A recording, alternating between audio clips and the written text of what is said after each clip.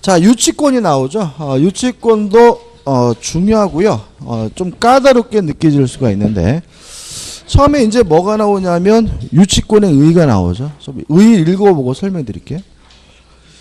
유치권은 타인의 물건 또는 유가증권을 점유하는 자가 그 물건이나 유가증권에 관해 생긴 채권이 변제기에 있는 경우 그 변제를 받을 때까지 그 물건 또는 유가증권을 유치하여 채무변제를 간접적으로 강제하는 법정 담보 물건이다. 이렇게 나오죠. 그럼 여기서 이제 우리가 뭘 할 수 있냐면 유치권의 객체는 타인의 물건 또는 유가증권이라는 얘기인데 유가증권은 시험에 안 내기 때문에 안 적을 거고요. 점유하는 자죠. 그죠? 타인의 물건을 점유하는 자가 그 다음에 중요한 게 뭐라고 되어 있느냐면 점유하는 자가 그 물건이나 유가증권에 관해 생긴 채권이죠. 이 채권이 어떤 채권이냐면 그 물건에 관하여 생긴 채권이죠. 물건에 관하여 생긴 채권이 계속 보시면 변제기에 있는 경우에서 변제기가 도래하고 있다면 이때는 유치권이 뭐하게 돼요? 성립되게 되고 유치권이 성립하게 되면 유치권자는 반환을 거부함으로써 채권의 이행을 간접 강제할 수 있는 담보물건이 유치권이다. 이런 얘기죠. 그래서 이제 살 좀 붙입니다. 첫째, 유치권의 객체는 타인의 물건입니다. 따라서 동산일 수도 있고 부동산일 수도 있습니다. 여기서 주의하실 것은 타인의 물건이어야 합니다. 따라서 어떤 이유든지 간에 자신이 소유하고 있는 물건에 대해서는 어떠한 경우에도 유치권이 성립될 수는 없습니다. 그래서 뭐 가장 많이 나오는 게 뭐냐면 이런 게 나와요.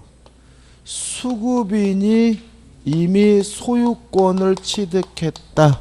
이런 말이 나오면 그 물건이 누구 거라는 거죠? 수급인 거란 얘기니까 수급인은 뭘 행사할 수 없죠?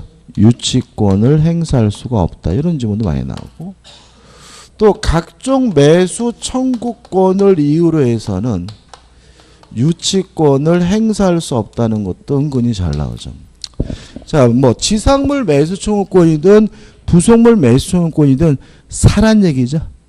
누구 거죠? 내 거. 내 거니까 뭐죠? 사란 얘기입니다. 따라서 매수 청구권이 문제되는 경우에는 자신의 소유물이기 때문에 뭐가요? 유치권이 성립되지는 않습니다. 또 반드시 타인의 물건을 뭐 하고 있어야 되냐면 점유를 하고 있어야 돼요. 물론 이 점유가 직접 점유든 간접 점유든 따지지 않아요. 따라서 간접 점유하고 있는 사람도 유치권을 뭐죠? 보유해요. 간접 점유한다 그래서 유치권이 뭐 되는 건 아니에요? 소멸되는 건 아니에요. 왜요? 간접 점유자도 유치물을 뭐죠? 점유하고 있는 거니까요. 주의하실 것은 뭐냐면 이런 질문이 나옵니다. 채무자를 직접 점유자로 한 이렇게 나온단 말이죠. 채무자를 직접 점유자라 한다는 말은 채무자에게 그 물건을 뭐 했다는 얘기죠? 돌려줬다는 얘기입니다. 따라 이것은 간접 점유라는 것이 아니라 점유를 상실한 거기 때문에 유치권이 뭐 되지 않아요? 성립되지 않는다는 건 조심하셔야 되고요. 이 점유가 적법한 점유여야 합니다. 따라서 점유의 원인이 위법한 경우에는 불법한 점유인 경우에는 유치권 성립되지 않고요.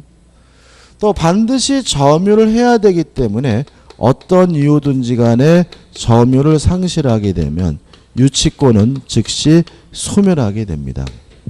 따라서 유치권에 기한 반환 청구권은 뭐 할 수 없냐면 행사할 수가 없습니다. 유치권에 대해서 물권적 청구권이 있느냐 없느냐에 대해서는 학설의 대립이 있어요. 그렇지만 공통된 점은 뭐냐면 유치권자에게는 반환 청구권은 인정되지 않는다는 것은 모든 학설의 공통이니까 뭐는 없다고요? 반환 청구권은 없다. 왜냐하면 점유를 상실하는 순간 유치권이 뭐가 돼요? 소멸이 되기 때문에요. 그 다음에 유치권에 의하여 담보되는 채권인데 어떤 채권이냐면 그 물건에 관하여 생긴 채권이므로 그 물건을 수리한 필요비나 그 물건을 개량한 유익비나 또는 공사대금은 그 물건에 관하여 생긴 채권이니까 뭐가 성립하냐면 유치권이 뭐죠? 성립하게 되는데 문제는 임차 보증금이나 권리금 또는 매매대금은 임대차라는 쌍무계약, 매매계약이라는 쌍무계약에서 발생한 채권이기 때문에 뭐가 성립하지 않냐면 유치권이 성립되지 않고요. 한 가지 주의하실 것은 뭐냐면 손해배상 채권입니다. 손해배상 채권이 유치권의 대상이 되는지 안 되는지 여부는 딱 부러지게 말할 수는 없고요. 손해배상 채권을 발생시킨 원래의 채권을 기준으로 판단한다. 그래서 만약에 필요비를 제때 주지 않아서 발생한 손해배상 채권이라면 원래 채권이 뭐죠? 유치권이니까 유치권 행사할 수가 있고요. 매매대금을 제때 주지 않아서 발생한 손해배상 채권이라면 원래 채권이 유치권 행사할 수 없으니까 손해배상 채권도 뭐 할 수 없어요? 유치권 행사할 수가 없다. 다시 말하면 손해배상 채권에 대해서 유치권을 행사할 수 있는지 없는지는 뭘 가지고 판단합니까? 원래 채권을 가지고 판단합니다. 그 다음에 반드시 변제기가 도래해야 됩니다. 따라서 유익비에 대해서 법원이 상환 기간을 허용했다면 아직 변제기가 도래하지 않았으므로 유치권은 뭐 되지 않냐면 성립되지 않는다. 왜냐하면 변제기가 도래하지만 유치권이 뭐죠? 성립이 되니까요. 그 다음에 유치권의 가장 기본적인 내용입니다. 일단 첫째, 반환을 거부할 수가 있습니다. 물론 유치권은 물권이므로 제3자에게도 반환을 거부할 수 있고요. 중요한 것은 아까 말씀드린 것처럼 경매가 되더라도 유치권은 원칙적으로 뭐 되지 않죠? 소멸되지 않으므로 경락인에게도 반환을 거부할 수는 있습니다. 다만 유의하실 것은 유치권을 이유로 적극적으로 변제해달라고 뭐 할 수는 없냐면 청구할 수는 없다. 다시 말하면 유치권은 소극적으로 반환을 거부할 수 있을 뿐 적극적으로 유치권을 이유로 직접 변제해달라고 뭐 할 수 없어요? 청구할 수는 없어요. 아주 시험이 잘 나옵니다. 그래서 우리가 가끔 유치권 행사 중이라는 현수막이 걸린 건물을 보면 꽤 오래 간다. 오래 가는 이유는 유치권자는 소극적으로 반환만 뭐 할 수 있어요? 거부할 수 있을 뿐 경락인이나 매수인에게 직접 변제해달라고 뭐 하지 못해요? 청구하지 못하기 때문에 은근과 끈기 싸움이 벌어질 수 있다는 거 주의하시기 바라고요. 그 다음에 유치권도 담보물권입니다. 따라서 경매권이 있습니다. 다만 소멸되는 권리만 배당 순위가 주어지죠. 소멸되는 권리만 우선 변제권이 있죠. 근데 유치권은 경매가 되더라도 소멸되지 않으므로 뭐가 인정되지 않냐면 우선 변제권 인정되지 않고요. 이유는 좀 이따 말씀드릴 건데 물상대위권도 인정되지 않습니다. 유치권은. 그 다음 나머지 세 번째, 유치권자는 간이 변제 충당권 해가지고 일정한 요건을 갖추게 되면 유치 목적물에 관한 소유권을 직접 취득할 수도 있고요. 네 번째, 유치권자는 과실을 수취하는 것이 가능합니다. 과실을 수취하고 수취한 과실을 변제에 충당하는 것이 뭐죠? 가능하다는 거 기억해 두시기 바라고요. 그 다음에 네 번째, 유치권, 마지막이죠. 다섯 번째, 목적물을 사용 수익할 수 있느냐. 원칙, 유치권자는 목적물을 사용할 수 없고 수익할 수는 없습니다. 사용할 수 없다만 할게요. 그죠? 거꾸로느냐? 아니죠. 채무자의 승낙이 있거나 또는 보존에 필요한 사용은 가능합니다. 필요한 사용은 가능하다는 것까지 기억해 두시면 됩니다. 이 정도가 뭐 유치권에 관한 기본적인 내용이고요. 이 정도가 이제 문제를 풀게 하는 것인데, 요 가지고 이제 우리가 사례를 좀 생각해 봐요. 사례 가지고 보고 책을 볼 겁니다. 자, 갑이라는 사람이 소유하고 있는 A 토지에 대해서요. 을이 만나 가지고 임대차 계약을 했습니다. 계약의 내용은 예를 들어서 보증금 뭐 8천에 월세 200씩 주기로 했어요. 그래서 을이 임차권을 취득했고요. 요 임차권을 취득하고 요 토지를 사용 수익하는 과정에서 필요비와 유익비를 지출했는데, 요 필요비 유익비에 대해서는 예를 들어서 3천만 원만 지급한 상태다. 이러고 나서요, 토지가 병에게 양도가 됐어요. 아니면 경매가 이루어졌어요. 그래서 병이 새로운 토지 소유자가 되더니 을한테 와서 내 땅이니까 나가라고 막 지랄거려요. 첫째, 나는 임차권자이기 때문에 못 나갑니다라고 버틸 수 있나요, 없나요? 없다. 왜냐하면 임차권은 채권, 채권은 특정한 사람에게만 주장할 수 있는 상대권이니까 뭐가 없죠? 대항력이 없다. 동의하시죠? 그죠? 토지입니다. 주택 아니에요. 그러니까 뭐 주민등록 했으면 이런 생각하면 안 되는 거죠. 그죠? 그런 건 아무 상관없는 거고. 두 번째, 보증금 8천만 원 안 주면 나는 못 나간다라고 을이 병에게 버틸 수 있습니까? 없습니까? 있어요? 없어요? 없다. 그죠? 왜냐하면 보증금은 목적물에 관해생 채권이 아니기 때문에 뭐가 성립되잖아요? 유치권이 성립되지 않아요. 따라서 보증금도 누구한테만 달라고 할 수 있냐면 갑한테만 달라고 할 수 있고요. 을은 자신의 보증금을 가지고 병에게 뭐 할 수 없어요? 대항할 수 없고 버틸 수가 없습니다. 다만 요 유익비 필요비 3천만 원에 대해서는 뭐가 성립하죠? 유치권이 성립합니다. 그죠? 따라서 유치권을 가지고 병에게 못 나간다라고 뭐 할 수 있어요?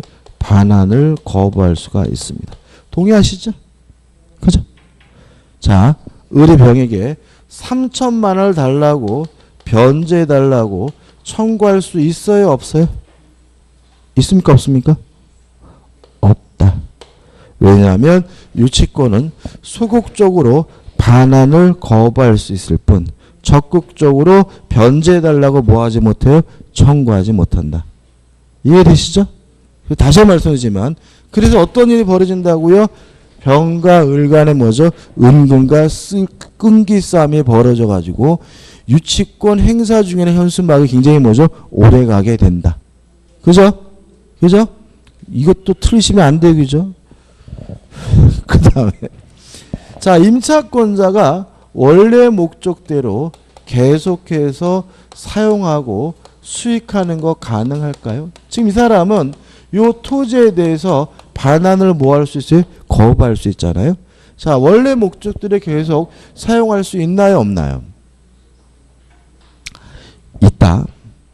자, 원칙적으로 사용하지 못하지만 채무자의 승낙이거나 보존에 필요한 사용은 가능한데 우리의 판례에 따른다면 유치권자가 원래 목적대로 사용 수익하는 행위는 보존에 필요한 사용으로 이해를 합니다. 따라서 임차인은 원래 목적대로 계속해서 뭐죠? 사용 수익하는 것이 뭐죠? 가능하다는 것도 꼭 기억해 두시기 바라고. 다만 뭐는 줘야 돼요? 차임은 줘야 됩니다. 차임은 지급해야 되기 때문에 만약에 차임을 지급하지 않았다면 그만큼 뭘 수취한 거죠?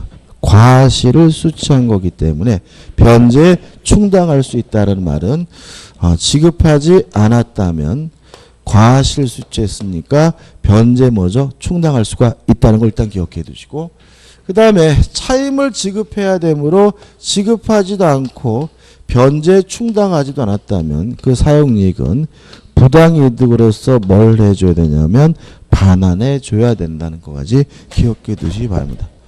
요 사례가 어떻게 보면 유치권의 전부이기도 해요. 이 정도는 꼭 우리가 한번 생각해 보시기 바랍니다. 자, 규제를 이제 볼게요. 일단 유치권에 의해 가지고 이 동시이해 항변권과의 차이점이 나오는데 구체적으로는 보지 않을 거고요. 동시이행 항변권은 물권이 아니라 뭐죠? 채권의 내용이다. 따라서 유치권을 가지고 제3자에게 대항할 수 있지만 동시이해 항변권을 가지고는 제3자에게 뭐 할 수 없냐면 대항할 수 없다고 잊지 마시고, 우측에 보시면 법적 성질에서 1. 법정담보물권이라는 말은 이런 요건을 갖추게 되면 당사자 간에 계약이 없더라도 자동으로 성립한다는 얘기고요. 2번 부종성, 채권이 주된 권리고 유치권은 뭐죠? 종된 권리입니다. 수반성, 채권이 이전되면 유치권도 자동으로 쫓아가게 되고요. 불가분성, 전액 변제할 때까지 유치권은 유치 목적물 전부에 미친다는 얘기입니다. 자, 이런 얘기죠. 여기서 갑이 병에게요, 을에게 3천만 원이 아니라 1,500만 원만 줬어요. 그래도 을은 여전히 이 목적물 전체를 뭐 할 수 있어요? 유치권 행사할 수 있는데 이게 뭐죠? 불가분성이고요.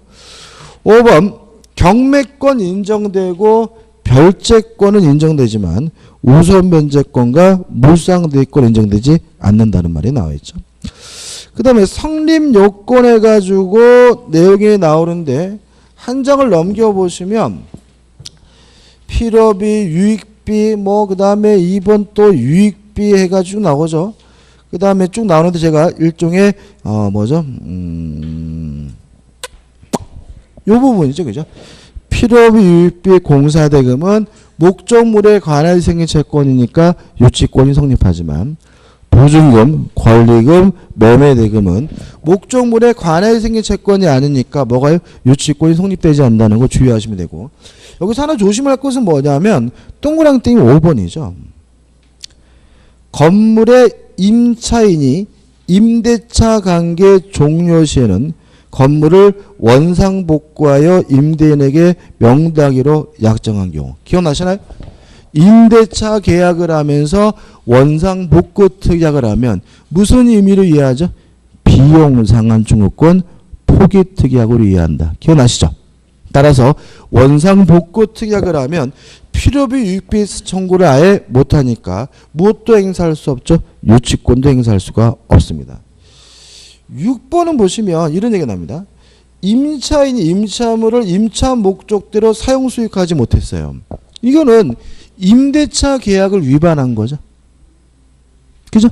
임대차 계약을 위반한 것이니까 계약상 채권이지 목적물에 관해된 채권은 아니기 때문에 뭐는 행사하냐면 유치권 행사할 수가 없고요.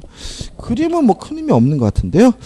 그 다음에 하단에 보시면 2번 큰 의미 없고, 그 다음에 맨 밑에 보시면 3번에서 진하게 나와 있는 말은 뭐냐면 목적물의 점유와 채권 사이에 결론성을 요구하지 않는다. 무슨 말이죠? 점유하고 있는 동안에 채권이 발생해야 되는 건 아니고 먼저 채권이 발생하고 나중에 점유를 취득했더라도 뭐가요? 유치권이 성립을 한다. 이런 얘기죠. 그 다음에 우측에 3. 변제기가 도래해야 된다. 4번 어떤 이유든지 간에 점유를 계속해야 된다. 설명드릴 것은 중간에 4 있죠.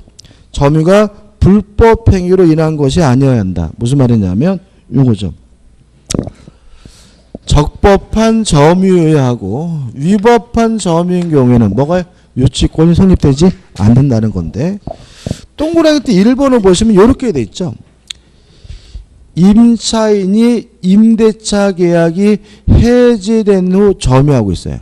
다시 말하면 임대차 계약이 적법하게 해지됐는데도 불구하고 임차인이 뭐하고 있다면요?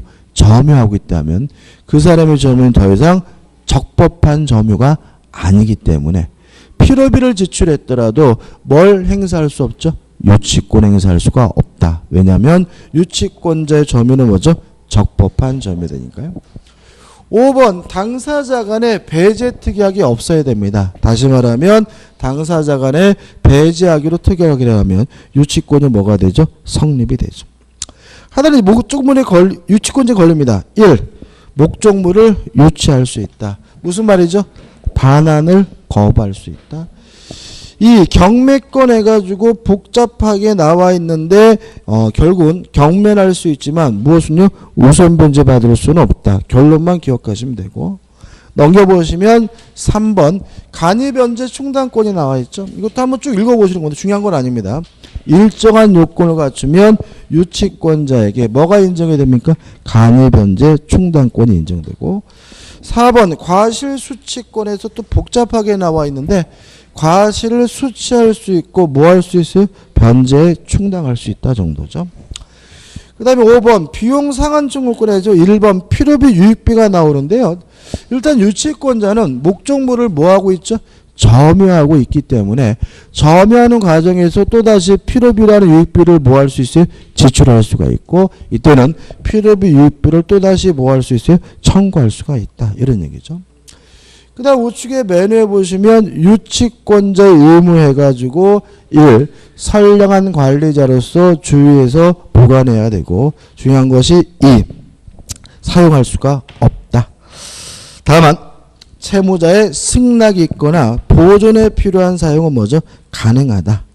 그 다음에 7번 유치권의 소멸이 나오는데, 일단 2의 1 보시면 유치권을 행사하더라도 채권의 소멸시효는 중단되지 않습니다. 다시 말하면 유치권 행사하더라도 채권의 소멸시효는 뭐죠? 지속된다는 거 주의하시기 바라고, 그 다음에 3 나오고 4번이 나오죠. 좀 정리를 좀 해보면, 자, 유치권자는 어떤 의무가 있냐면